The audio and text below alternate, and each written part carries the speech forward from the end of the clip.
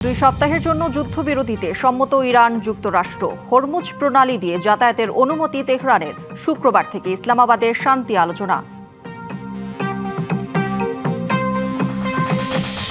14 দিনের যুদ্ধবিরতির ঘোষণায় কিছুটা স্বস্তি বিশ্ব অর্থনীতিতে। জ্বালানি তেলের বাজারে বড় দরপতন, ঊর্ধ্বমুখী শেয়ার বাজারগুলো।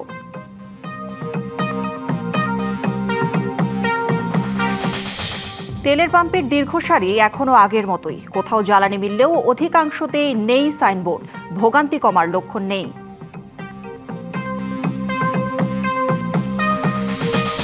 কাঁচামাল সংকটে বন্ধ হয়ে যেতে পারে তেল শোধনাগার স্টার্ন। বর্তমান মজুতে চলবে মাত্র কয়েকদিন।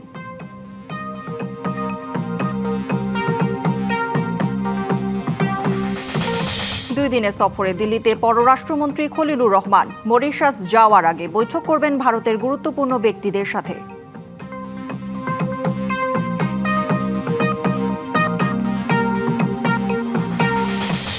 এবং রাজধানীর অবৈধ উচ্ছেদ নিয়ে চলে চোর পুলিশ খেলা। ডিএমপির 5 দিনের অভিযানে দখলমুক্ত ফুটপাত আবার চলে যাচ্ছে দখলে। স্বাগত ডিবিসি সংবাদে। দেখছিলেন নাসির সিনটেক্স গ্রুপ সংবাদ শিরোনাম। এবার জানাবো খবরের বিস্তারিত। আপনাদের সাথে আছি আমি কাঞ্জুম কৌরি। দুই পক্ষের হুঁশিয়ারি, হামলা পাল্টা হামলার পর অবশেষে যুদ্ধবিরতিতে সম্মত হল যুক্তরাষ্ট্র ও ইরান। পাকিস্তানের মধ্যস্থতায় 2 সপ্তাহের জন্য কার্যকর হবে এই যুদ্ধবিরতি। একই সঙ্গে নির্দিষ্ট নিয়ম মেনে হরমুজ প্রণালী দিয়ে যাতায়াতের অনুমতি দিয়েছে তেহরান। অনেক হানাহানি, জীবন ও সম্মত ক্ষয়ের পর যুদ্ধবিরতির ঘোষণা এলো। 28 ফেব্রুয়ারি ইরানের ওপর যে হামলা শুরু করেছিল যুক্তরাষ্ট্র ও ইসরায়েল, তার বিরতি টানা হলো 2 সপ্তাহের জন্য। এই ঘোষণার পর স্বস্তি ফিরেছে ইরানের সাধারণ মানুষের ভেতর। তারা তেহরানের রাজপথে নেমে উল্লাস প্রকাশ করছেন। হরমুজ প্রণালী খুব গুরুত্বপূর্ণ একটা পথ। এটা বন্ধ থাকলে শুধু মধ্যপ্রাচ্য না, পুরো বিশ্বের অর্থনীতিতে প্রভাব পড়বে। তাই দ্রুত উত্তেজনা কমানো খুব জরুরি। 2 সপ্তাহ সময় দেয়া হয়েছে। এটা একটা বড় সুযোগ, কিন্তু এই সময়ের মধ্যে যদি কোনো সমাধান না আসে, তাহলে পরে পরিস্থিতি আরো জটিল হয়ে যেতে পারে। এই বিরতির এই সময় স্থায়ী শান্তির জন্য আলোচনা শুরু হবে শুক্রবার। মধ্যস্থতা করবে পাকিস্তান। যুদ্ধবিরতি নিয়ে ট্রুথ সোশ্যালে ডোনাল্ড ট্রাম্প লেখেন, পাকিস্তানের প্রধানমন্ত্রী শেহবাজ শরীফ এবং ফিল্ড মার্শাল ওসিম মুনিরের অনুরোধে ইরানের বিরুদ্ধে পরিকল্পিত ধ্বংসাত্মক সামরিক হামলা স্থগিত রাখা হয়েছে। তিনি স্পষ্ট করে বলেন, ইরানকে অবিলম্বে হরমুজ প্রণালী আন্তর্জাতিক জাহাজ চলাচলের জন্য খুলে দিতে হবে। এদিকে পর্দার আড়ালে কূটনৈতিক তৎপরতা। পাকিস্তানের মধ্যস্থতায় ইরানের দেয়া 10 দফা প্রস্তাব এখন আলোচনার টেবিলে, যেখানে রয়েছে নিষেধাজ্ঞা প্রত্যাহার থেকে শুরু করে মধ্যপ্রাচ্য থেকে মার্কিন সেনা সরানোর দাবি। ইরান যুক্তরাষ্ট্রের যুদ্ধবিরতির ঘোষণার সাথে সাথে বিশ্ববাজারে তেলের দাম 15% হ্রাস পেয়েছে। নির্দিষ্ট নিয়ম মেনে হরমুজ প্রণালী দিয়ে যাতায়াতের অনুমতি দিয়েছে তেহরান। ঊর্ধ্বমুখী হয়েছে শেয়ার বাজার। ইর্তেজা চৌধুরী, ডিবিসি নিউজ ডেস্ক। যুক্তরাষ্ট্র, ইসরায়েল ও ইরানের মধ্যে 14 দিনের যুদ্ধবিরতির ঘোষণায় কিছুটা হলেও স্বস্তি ফিরেছে বিশ্ব অর্থনীতিতে। পাকিস্তানের মধ্যস্থতায় হওয়া এই সাময়িক সমঝোতার পর আন্তর্জাতিক বাজারে বড় দরপতন হয়েছে জ্বালানি তেলের। একই সঙ্গে ঊর্ধ্বমুখী প্রবণতা নিয়ে ঘুরে দাঁড়িয়েছে বৈশ্বিক শেয়ার বাজারগুলো। বৈশ্বিক জ্বালানি বাণিজ্যের অন্যতম গুরুত্বপূর্ণ রুট হরমুজ প্রণালী 2 সপ্তাহের জন্য পুনরায় খুলে দেওয়ার পরই আন্তর্জাতিক বাজারে কমতে শুরু করেছে অপরিশোধিত তেলের দাম। একদিনেই WTI ক্রুডের দাম ব্যারেলে 15% বেশি কমেছে। তেলের এই দরপতনের ইতিবাচক প্রভাব পড়েছে শেয়ার বাজারেও। বড় ধরনের উল্লম্ফন দেখা গেছে যুক্তরাষ্ট্র ও এশিয়ার বাজারগুলোতেও। বাজার থেকে যুদ্ধকালীন ঝুঁকি কমে যাওয়ায় প্রযুক্তি ও সাইবার সিকিউরিটি খাতের শেয়ারের দামও বেড়েছে। তবে বিশ্লেষকরা বলছেন, এই 14 দিনের মধ্যে স্থায়ী কোনো কূটনৈতিক সমাধান না এলে বিশ্ব অর্থনীতিতে ফের দেখা দিতে পারে অস্থিরতা।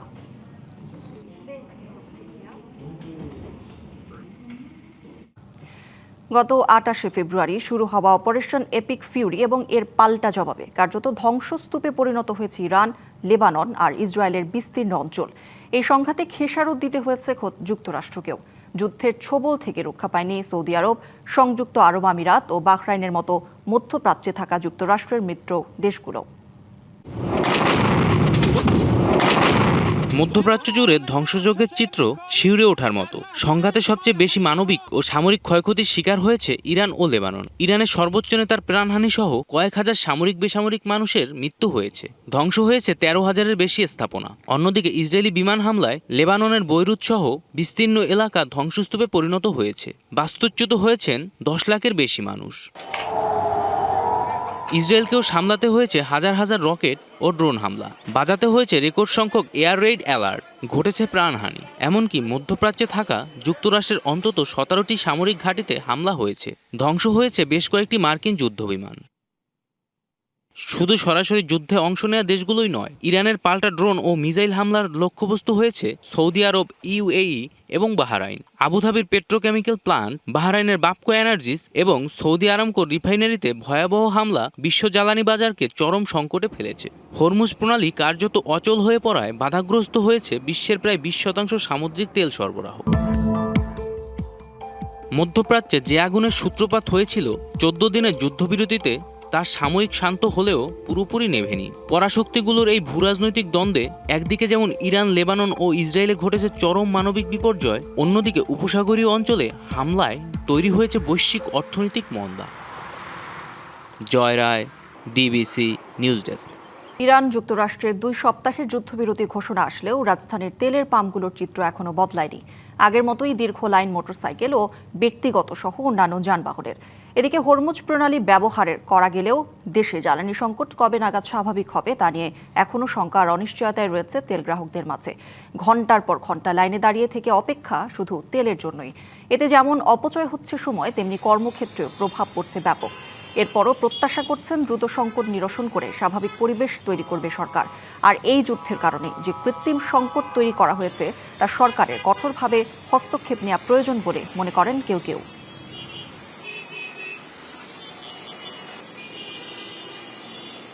কিন্তু স্বস্তি তো পাম্পে তারা যদি সিন্ডিকেট করে তাহলে হবে কই থেকে? যুদ্ধ বন্ধ হয়েছে এখন মাত্র শুনলাম না, কিন্তু বন্ধ হইলে কি হয়েছে? আমাদের তো কিছু উন্নত হয় নাই এখনো। আমাদের মনে একটা শঙ্কা আছে যে কতদিন টাইম লাগতে পারে বা আদৌ কি স্বাভাবিক হবে কিনা। এত সংকট তো হওয়ার কথা না। আর আমাদের দেশের তেল আমি নিশ্চিত যে রিজার্ভ হয়েছে ব্যক্তিগতভাবে। তাছাড়া রাস্তাঘাটে দেখেন এখন যানজট কম, গাড়ি ঘোড়া কম। এতটা তেলের ক্রাইসিস হবে বলে আমি মনে করি না। একমাত্র সরকারের পক্ষেই সম্ভব, কারণ ওনারাই ভালো করে জানে যে এটা আসলে কবে নাগাদ যে স্বাভাবিক হবে। জ্বালানি তেলের সবশেষ পরিস্থিতি জানবো। রাজধানীর আসাদ গেট এলাকা থেকে সরাসরি যুক্ত হচ্ছেন সহকর্মী আরিফুল ইসলাম। আরিফ, সংকট, ভোগান্তি, অপেক্ষা ছাপিয়ে আশা আর সম্ভাবনার তথ্য কি দিতে পারেন?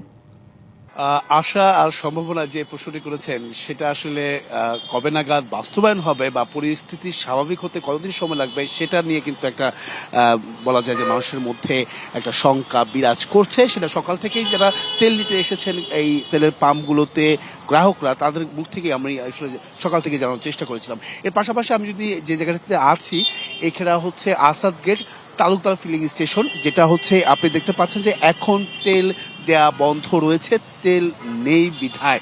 কারণ গতকাল বা রাত আজকে রাত 2টা-2:30টার দিকে তেল দেওয়া বন্ধ হয়েছে, এমনকি তেল নেই।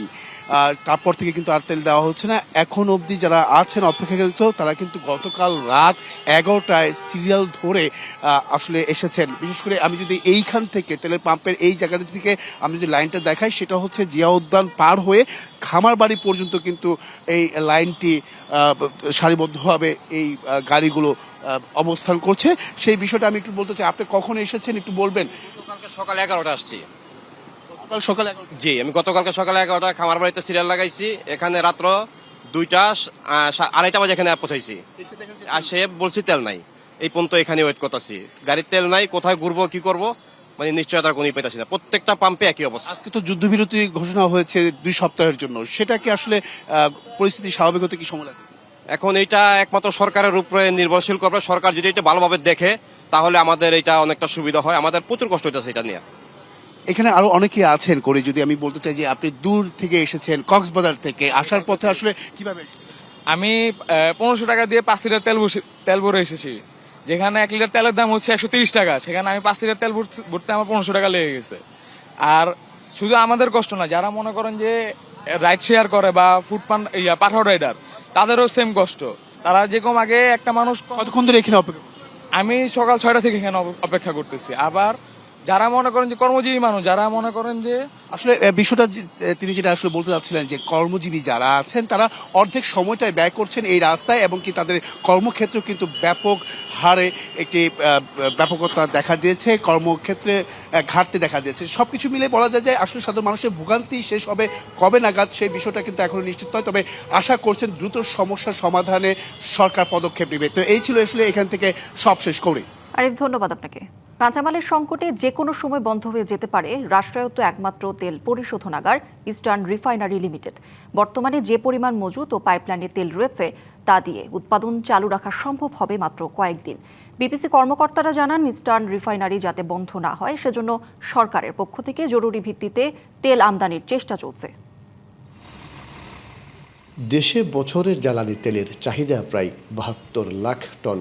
এর মধ্যে ৯২% চাহিদা মেটাতে হয় আমদানি করে, আর ৮% পাওয়া যায় স্থানীয় উৎস থেকে। সরবরাহ করা জ্বালানির মধ্যে ১৫ লাখ টন অপরিশোধিত জ্বালানি পরিশোধন করে ইস্টার্ন রিফাইনারি। মধ্যপ্রাচ্যে যুদ্ধ শুরুর পর গত ৩৫ দিনে অপরিশোধিত তেল নিয়ে কোনো জাহাজ না আসায় ফুরিয়ে এসেছে ইস্টার্ন রিফাইনারির কাঁচামাল। এখন ব্যবহারযোগ্য মাত্র ২০,০০০ টন অপরিশোধিত তেলের মজুত আছে। যে কোনো সময় বন্ধ হয়ে যেতে পারে পরিশোধনাগারটি। আগামী হয়তো 10 তারিখ পর্যন্ত চলতে পারে, বাট এর মধ্যেও যেহেতু খুব লো ফিডে চলতেছে, যে কোনো সময় এটা লো ফিডে চললে কিছু রিস্কও চলে আসে, এবং এই রিস্কের কারণে যদি ঝামেলা হয় তাহলে যে কোনো সময় বন্ধ হতে পারে, আর না হলে বড় জোর আর 10 তারিখ পর্যন্ত চলবে। ইস্টার্ন রিফাইনারিতে কাঁচামালের সংকট হওয়ায় সরকার বিকল্প পথে সৌদি আরব থেকে ১ লাখ টন অপরিশোধিত তেল আমদানি করছে। পার ডে আমার 1 লাখ মেট্রিক টন যদি ক্রুড আসে, তো এখানে ধরেন আমরা ৩৬,০০০ মেট্রিক টন শুধু ডিজেল পাই। যে মজুদ রয়েছে এটা দিয়ে আরো 10 দিন চলবে, আর আমাদের নেক্সট কার্গোটা চলে আসবে মের ফার্স্ট উইক। চলতি মাসে অপরিশোধিত তেলের চালান নিয়ে আর কোনো জাহাজ আসবে না চট্টগ্রাম বন্দরে। যে জাহাজের শিডিউল আছে সেটি আসতে পারে ১ মে। এদিকে এসপিএম কমিশনিংয়ের সময়ে পাইপলাইনে জমা থাকা ৫,০০০ টন ক্রুড ইস্টার্ন রিফাইনারিতে আনা হচ্ছে। ঠিকমতো যদি ফিনিশ প্রোডাক্টও আনতে না পারে তাহলে জ্বালানি সমস্যা অবশ্যই হবে, এবং সেক্ষেত্রে আমাদের আরও কৃচ্ছতা সাধনের পথে যেতে হবে। আমাদের যেমন অফিস আদালত বন্ধ করার প্রয়োজন হতে পারে, অনেক কিছু সেক্টর ওয়াইজ ফার্টিলাইজার ফ্যাক্টরিগুলো বন্ধ করে দিতে হতে পারে। বিষয়টি জানতে ইআরএল-এর ব্যবস্থাপনা পরিচালক প্রকৌশলী শরীফ হাসনাতকে একাধিকবার ফোন করা হলেও সাড়া দেননি তিনি। মাসুদুল হক, ডিবিসি নিউজ, চট্টগ্রাম। 2 দিনের সফরে ভারতের রাজধানী দিল্লিতে গেছেন পররাষ্ট্রমন্ত্রী ডক্টর খলিলুর রহমান। মঙ্গলবার বিকেলে তিনি দিল্লি ইন্দিরা গান্ধী আন্তর্জাতিক বিমানবন্দরে পৌঁছান। এ সময় সেখানে তাকে স্বাগত জানান ভারতীয় পররাষ্ট্র মন্ত্রণালয়ের এক কর্মকর্তা এবং দিল্লিতে নিযুক্ত বাংলাদেশের হাইকমিশনার রিয়াজ হামিদুল্লাহ। মরিশাসে ইন্ডিয়ান ওশেন কনফারেন্সে যোগদানের আগে ভারত সফরে গেলেন পররাষ্ট্রমন্ত্রী। তার সফর সঙ্গী প্রধানমন্ত্রীর পররাষ্ট্র বিষয়ক উপদেষ্টা হুমায়ুন কবির। এই সফরে ভারতের নিরাপত্তা উপদেষ্টা অজিত দোভাল, পররাষ্ট্রমন্ত্রী এস জয়শঙ্কর সহ গুরুত্বপূর্ণ ব্যক্তিদের সঙ্গে বৈঠক করার কথা রয়েছে। দিল্লি থেকে একই ফ্লাইটে কনফারেন্সে যোগ দিতে মরিশাস যাওয়ার কথা রয়েছে খলিলুর রহমান ও ভারতের পররাষ্ট্রমন্ত্রী এস জয়শঙ্করের। এ বিষয়ে বিস্তারিত জানতে আমরা যুক্ত হচ্ছি প্রেস ক্লাব অব ইন্ডিয়ার সভাপতি গৌতম লাহিড়ির সঙ্গে। জনাব গৌতম লাহিড়ি, আপনাকে স্বাগত ডিবিসি সংবাদে। আপনার কাছে আমি জানতে চাই যে নতুন সরকার আসার পর পররাষ্ট্রমন্ত্রী এবং প্রধানমন্ত্রীর উপদেষ্টা যে দিল্লি সফরে গেলেন, এই সফরকে আপনি আসলে কিভাবে দেখছেন? আপনার মন্তব্য জানতে চাই। ধন্যবাদ। প্রথমেই বলবো যে তারেক রহমান প্রধানমন্ত্রী হওয়ার পর এটি প্রথম তারেক রহমান সরকারের উচ্চ পর্যায়ের প্রতিনিধিদের ভারত সফর, এবং নিঃসন্দেহে এই যে দুদেশের যে দ্বিপক্ষীয় সম্পর্ক, এই সম্পর্কে পুনরায় নতুনভাবে উজ্জীবিত করা, পুনরুত্থান ঘটানো এবং যাতে দুই দেশের সম্পর্ক উন্নত হয় সেই লক্ষ্যেই কিন্তু এখানে সারাদিন ধরেই কিন্তু বৈঠক চলবে নানাবিধ। গতকাল রাতেই কিন্তু এখানকার তাজমহল হোটেলে ভারতের জাতীয় উপদেষ্টা নিরাপত্তা উপদেষ্টা অজিত ডোভালের সঙ্গে বৈঠক হয়ে গিয়েছে। এই বৈঠকের পর নৈশভোজ ছিল। সে বিষয়ে বিস্তারিত অবশ্য এখনো কিছু জানানো হয়নি, হয়তো আজকে আমরা ডিটেল জানতে পারবো। আজকে তিনি দুপুর 1টায় হায়দ্রাবাদ হাউসটা গুরুত্বপূর্ণ এই কারণে যে যদি কাউকে বিশেষ সম্মান জানানো হয় তবে সেখানে সেই ধরনের বৈঠক হয়ে থাকে, আনুষ্ঠানিক বৈঠক। সেই বৈঠকটি হবে দুপুর বেলায় ভারতীয় সময় 1টায়। তারপরে বিকেলে বাণিজ্য ভবনে বাণিজ্য মন্ত্রী পীযূষ গোয়েল এবং বিকেল 5টায় পেট্রোলিয়াম ও জ্বালানি মন্ত্রী হরদীপ সিং পুরীর সঙ্গে তার বৈঠক হওয়ার কথা আছে। মানে এই যাদের সঙ্গে বৈঠক হচ্ছে এই থেকে বোঝাই যাচ্ছে জয়শঙ্করের সঙ্গে বৈঠকটা দু দেশের মধ্যে সম্পর্কটাকে পুনরায় উজ্জীবিত করা এবং জ্বালানি বিষয়ে আলোচনা এবং বাণিজ্যের ক্ষেত্রে যে প্রতিবন্ধকতাগুলো রয়েছে সেই প্রতিবন্ধকগুলো কিভাবে দূর করা যায়। সন্ধ্যায় তিনি হাই কমিশনে একটি নৈশভোজে মিলিত হচ্ছেন, যেখানে বাংলাদেশের যে সমস্ত দেশের রাষ্ট্রদূতদের দপ্তর নাই, দূতাবাস নাই, তাদের দূতাবাস প্রধানদের সঙ্গে বৈঠক করবেন। নিঃসন্দেহে এটা খুবই, আমি মনে করি যে গুরুত্বপূর্ণ একটি আলোচনা। ফলে আরো আলোচনার সুযোগ আছে কিন্তু মরিশাসে, সেখানে পররাষ্ট্রমন্ত্রী জয়শঙ্কর এবং পররাষ্ট্রমন্ত্রী ডক্টর খলিলুর রহমান এবং পররাষ্ট্র উপদেষ্টা হুমায়ুন কবির তিনি যাচ্ছেন। এর সঙ্গে একটা বাড়তি নতুন তথ্য পাওয়া গিয়েছে যে হুমায়ুন কবির পররাষ্ট্র উপদেষ্টা তিনি ভারতীয় জনতা পার্টির দপ্তরে যাবেন। সেখানকার পররাষ্ট্র বিষয়ক যে দপ্তর রয়েছে ডক্টর বিজয় চৌথালিয়া, তার সঙ্গেও তিনি একটি বৈঠক করে রাজনৈতিক আলাপ আলোচনা হওয়ার সম্ভাবনা রয়েছে। জি জনাব গৌতম লাহিড়ী, আরেকটু জানতে চাই যে বাণিজ্য সম্পর্ক উজ্জীবিত করার যে বিষয়টি আপনি বললেন, এটির পাশাপাশি যে বাংলাদেশের মানুষ কিন্তু আশা করছে যে ভিসা উন্মুক্ত করার বিষয়টি, তো কতটা এগোতে পারে বলে আপনি মনে করছেন? দেখুন, এটা ঘটনা যে এই বিষয়ে একটা কোনো সিদ্ধান্ত অবশ্যই হওয়ার কথা, কারণ সেই আলোচনাটা পররাষ্ট্রমন্ত্রী ডক্টর জয়শঙ্করের সঙ্গে হবে। সেই আলোচনা আমাদের জানেন হয়তো আপনারা যে আসাম এবং পশ্চিমবঙ্গে বিধানসভা নির্বাচন অনুষ্ঠিত হতে চলেছে। 4 মে তার ফলাফল প্রকাশিত হবে। এই সময় সাধারণত সীমান্তে একটু কড়া নজরদারি রাখা হয়। ফলে আমার ধারণা যে মে মাসের পর থেকে পর্যায়ক্রমে পর্যটন ভিসা, যেটার জন্য বাংলাদেশের মানুষ উন্মুখ হয়ে আছেন, সেটা হয়তো তখন থেকে স্বাভাবিক হওয়ার একটা সম্ভাবনা আছে। সবটাই নির্ভর করছে। এখনো পর্যন্ত যতগুলো আমরা সিগন্যাল পেয়েছি, সিগন্যালটা দু দেশের পক্ষে ইতিবাচক বলেই মনে হয়। জি জনাব গৌতম লাহিড়ী, আপনাকে অসংখ্য ধন্যবাদ আমাদের সাথে যুক্ত হওয়ার জন্য। হামের সংক্রমণ ছড়াচ্ছে প্রতিদিন, বাড়ছে মৃতের সংখ্যাও। এ বিষয়ে আরও খবর জানাতে রাজধানীর মহাখালী ডিএনসিসি ডেডিকেটেড হাসপাতাল থেকে যুক্ত হচ্ছেন সহকর্মী তাহসিনা জেসি। জেসি, হামে প্রতিদিনই শিশু মৃত্যুর খবর কিন্তু আমরা পাচ্ছি, এছাড়াও খবর পেয়েছি যে বয়স্করাও আক্রান্ত হচ্ছেন। তাদের জন্য সেখানে আপনি যে হাসপাতালে রয়েছেন আইসোলেশনের ব্যবস্থা রয়েছে কিনা এবং চিকিৎসা ব্যবস্থা নিয়ে সার্বিকভাবে জানতে চাই। করি আমি এই মুহূর্তে রয়েছি ডিএনসিসি কোভিড-19 হাসপাতালে এবং এখানে আমি যে শিশু ওয়ার্ডটিতে রয়েছে এখানে প্রায় 93 জন হামের রোগী ভর্তি রয়েছে।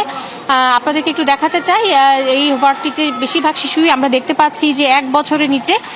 ইতিমধ্যে স্বাস্থ্যমন্ত্রীও জানিয়েছেন কিন্তু যে হামে আক্রান্তদের 82% বয়সই কিন্তু 1 বছরের নিচে, অর্থাৎ 1 বছরের নিচে শিশুরা কিন্তু যথেষ্ট ঝুঁকিপূর্ণ অবস্থায় রয়েছে।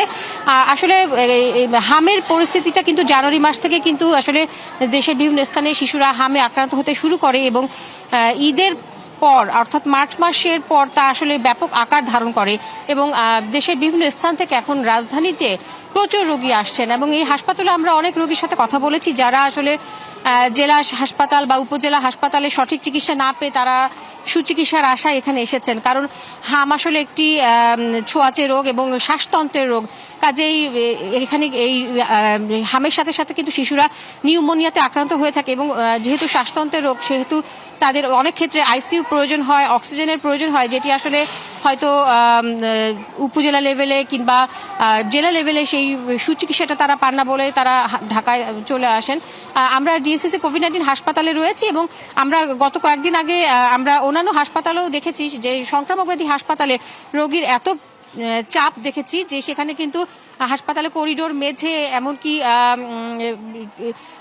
শয্যা না পেয়ে আসলে যেখানে সেখানে রোগীকে চিকিৎসা নিতে দেখা গেছে। কিন্তু এই হাসপাতালে শয্যা সংকট নেই বলে আমাদেরকে জানানো হয়েছে এবং এখানে প্রত্যেকটা রোগী এখানে শয্যা পেয়েছেন এবং এখানে আসলে মেঝেতে কোনো রোগী আমরা দেখতে পাইনি। প্রচুর রোগী ভর্তি রয়েছেন, তবে এখন এই হাসপাতালে মোট কত রোগী ভর্তি রয়েছে সেটা আমরা এখনো জানতে পারিনি। কিছুক্ষণ পর হাসপাতাল কর্তৃপক্ষ আনুষ্ঠানিকভাবে একটি ব্রিফ করে সেটি আমাদেরকে নিশ্চিত করবেন। তো কৌরি, এই ছিল আমার কাছে এখানকার সর্বশেষ তথ্য। জেসি, ধন্যবাদ আপনাকে। লালমনিরহাটের পাটগ্রাম উপজেলার ধবলগুড়ি সীমান্তে ভারতীয় সীমান্তরক্ষী বাহিনী বা বিএসএফ এর গুলিতে আলী হোসেন নামে এক বাংলাদেশি নাগরিক নিহত হয়েছেন। ভোরে সীমান্ত পিলারের কাছে ভারতের ভেতরে এই ঘটনা ঘটে। স্থানীয়রা জানান, ভোরে আলী হোসেন সহ কয়েকজন বাংলাদেশি গরু পারাপারের উদ্দেশ্যে ধবলগুড়ি সীমান্ত দিয়ে ভারতের সীমান্ত পিলারের কাছে যান। এ সময় বিএসএফ এর সাতগ্রাম ক্যাম্পের সদস্যরা তাদের লক্ষ্য করে গুলি চালায়। অন্যরা পালিয়ে যেতে পারলেও আলী হোসেন গুলিবিদ্ধ হয়ে গুরুতর আহত হন। বিএসএফ তাকে উদ্ধার করে ভারতের মাথাভাঙ্গা স্বাস্থ্য কমপ্লেক্সে নিয়ে গেলে চিকিৎসক তাকে মৃত ঘোষণা করেন। তবে পাটগ্রাম থানার ভারপ্রাপ্ত কর্মকর্তা নাজমুল হক জানান, বিজিবি মরদেহ ফেরতের জন্য পতাকা বৈঠকের ডাক দিয়েছে। ডিএমপি টানা 5 দিন উচ্ছেদ অভিযান চালিয়ে রাজধানীর সড়ক ও ফুটপাত দখলমুক্ত করলেও আবারও হয়ে যাচ্ছে দখল। উচ্ছেদের পরপরই সেখানে চৌকি টেবিল বসিয়ে ভেঙে দেয়া দোকানপাট মেরামত করে আগের মতোই চলছে ব্যবসা।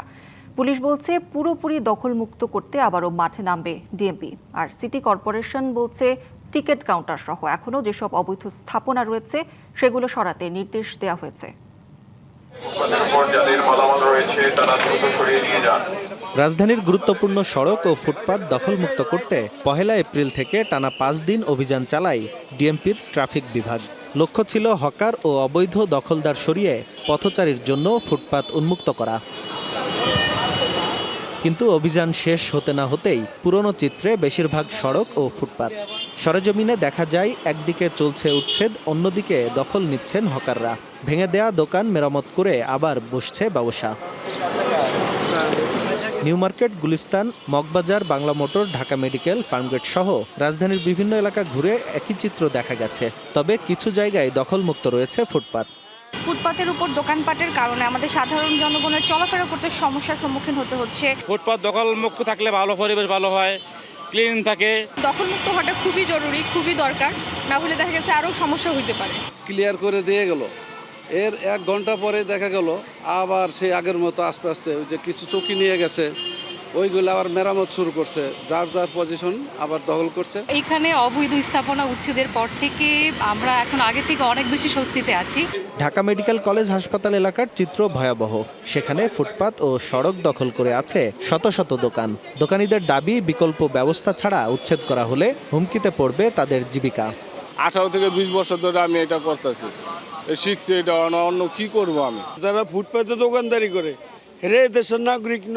রাস্তায় এটা আমি জানি বেআইনি, কিন্তু আমার পেট বাঁচার তাগিদে আমি সেখানে বসছি।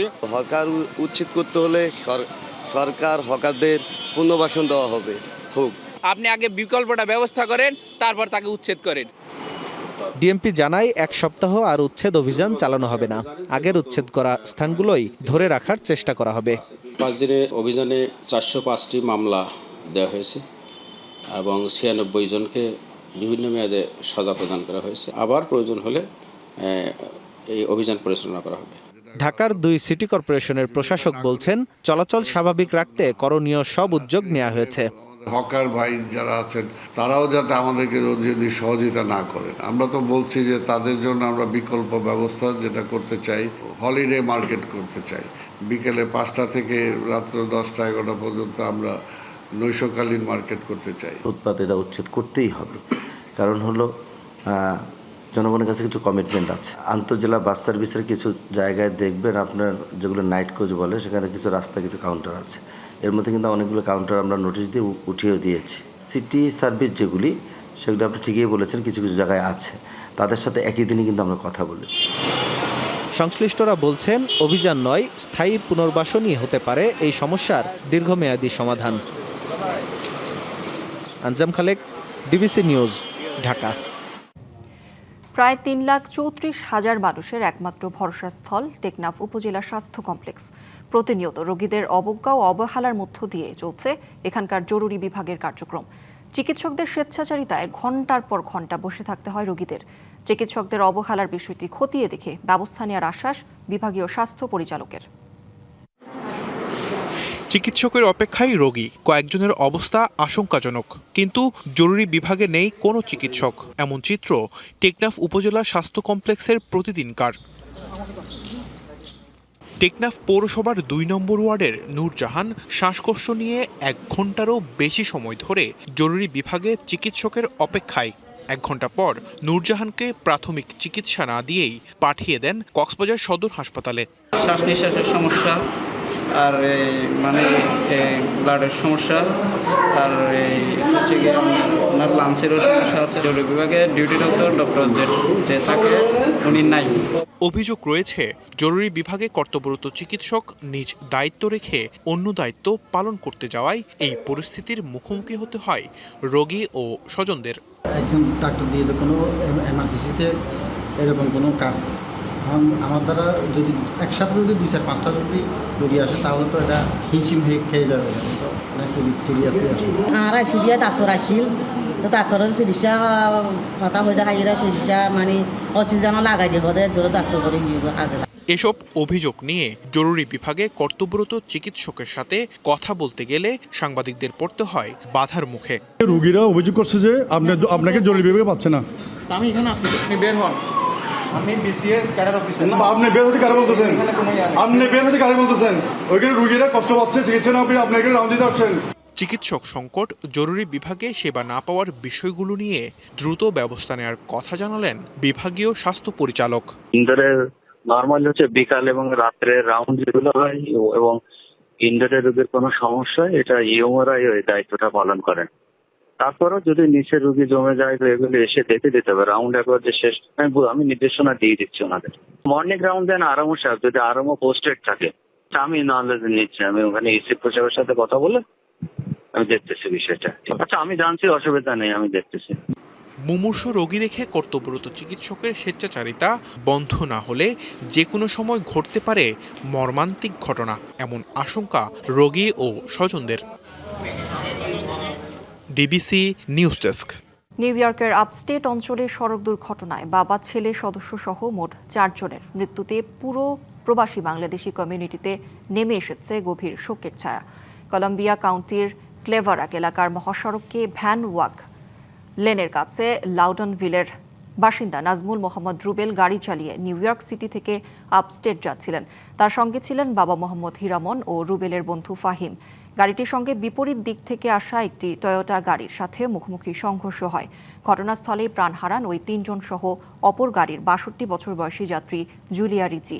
দুর্ঘটনায় আরও ২ জন গুরুতর আহত হয়েছেন। গুরুতর আহত রত্না আক্তারকে আশঙ্কাজনক অবস্থায় হাসপাতালে ভর্তি করা হয়েছে। এছাড়া ১ বছর বয়সী শিশুকন্যা ইকরা আয়াতকে আইসিইউতে চিকিৎসা দেওয়া হচ্ছে। উত্তর কোরিয়ার নেতা কিম জং উনের কন্যা কিম জু এই হতে চলেছেন দেশটির পরবর্তী রাষ্ট্রপ্রধান। দক্ষিণ কোরিয়ার গোয়েন্দা সংস্থা ন্যাশনাল ইন্টেলিজেন্স সার্ভিস বা NIS এর নতুন এক প্রতিবেদনে এমনটাই দাবি করা হয়েছে। সম্প্রতি বাবার সাথে জুয়ের সামরিক ট্যাঙ্ক চালানো এবং অস্ত্র পরিচালনার বেশ কিছু ছবি ও ভিডিও প্রকাশ করেছে পিয়ংইয়ং। বিশ্লেষকদের মতে একজন নারী উত্তরসূরি নিয়ে সব ধরনের সংশয় দূর করতেই তাকে এভাবে সামরিক আবহে উপস্থাপন করা হচ্ছে। সাদা পাফার জ্যাকেট পরা এই কিশোরীকে প্রথম সামনে আনা হয় ২০২২ সালের নভেম্বরে। উত্তর কোরিয়ার একটি বিশাল ব্যালিস্টিক ক্ষেপণাস্ত্র উৎক্ষেপণের আগে বাবার হাত ধরে হাঁটতে দেখা যায় তাকে। পিয়ংইয়ং আনুষ্ঠানিকভাবে তার নাম বা বয়স প্রকাশ না করলেও দক্ষিণ কোরিয়ার গোয়েন্দাদের মতে তার নাম কিম জুয়ে এবং বর্তমান বয়স আনুমানিক ১৩ বছর।